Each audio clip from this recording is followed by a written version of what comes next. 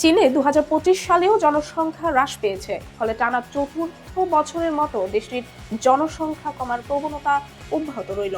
সরকারি তথ্য অনুযায়ী এক বছরে জনসংখ্যা 33,90,000 কমে দাঁড়িয়েছে প্রায় 140,50,00,000-এ। জন্মহার রেকর্ড মাত্রায় নেমে যাওয়ায় বিশেষজ্ঞরা ভবিষ্যৎ নিয়ে গভীর উদ্বেগ প্রকাশ করেছেন। 2025 সালে চীনে জন্ম নিয়েছে মাত্র 79,20,000 শিশু, যা আগের বছরের তুলনায় 17% কম। একই সময়ে মৃত্যুর সংখ্যা বেড়ে হয়েছে প্রায় 1,13,00,000, যা 1968 সালের পর সর্বোচ্চ। এই চিত্রের ফলে চীনের জনসংখ্যা কাঠামো দ্রুত বয়স্ক জনগোষ্ঠীর দিকে ঝুঁকে পড়ছে। বর্তমানে মোট জনসংখ্যার প্রায় 23% বয়স 60 বছরের বেশি, আর 2035 সালের মধ্যে এই সংখ্যা 40 কোটিতে পৌঁছাতে পারে বলে ধারণা করা হচ্ছে। এতে কর্মক্ষম জনগোষ্ঠী সংকুচিত হবে এবং পেনশন ও সামাজিক নিরাপত্তা ব্যবস্থার উপর বড় ধরনের চাপ তৈরি হবে। এই পরিস্থিতি মোকাবেলায় সরকার ইতোমধ্যে অবসরের বয়স বাড়িয়ে পুরুষদের জন্য 63 এবং নারীদের জন্য 58 বছর নির্ধারণ করেছে।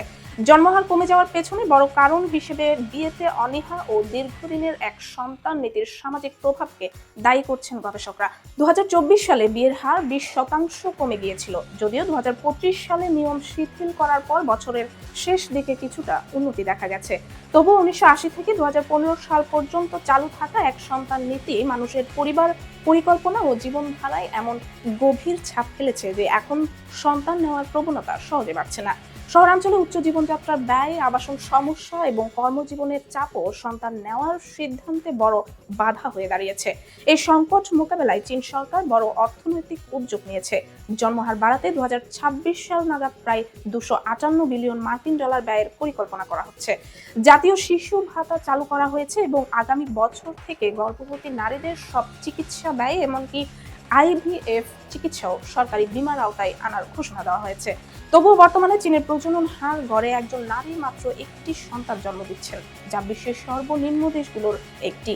বিশেষজ্ঞদের আশঙ্কা, এই ধারা অব্যাহত থাকলে শতাব্দীর শেষ নাগাদ সন্তান জন্মদানে সক্ষম নারীর সংখ্যা 3/4 কমে 10 কোটির নিচে নেমে আসতে পারে, যা চীনের অর্থনীতি ও সমাজ কাঠামোর জন্য দীর্ঘমেয়াদে গুরুতর চ্যালেঞ্জ তৈরি করবে।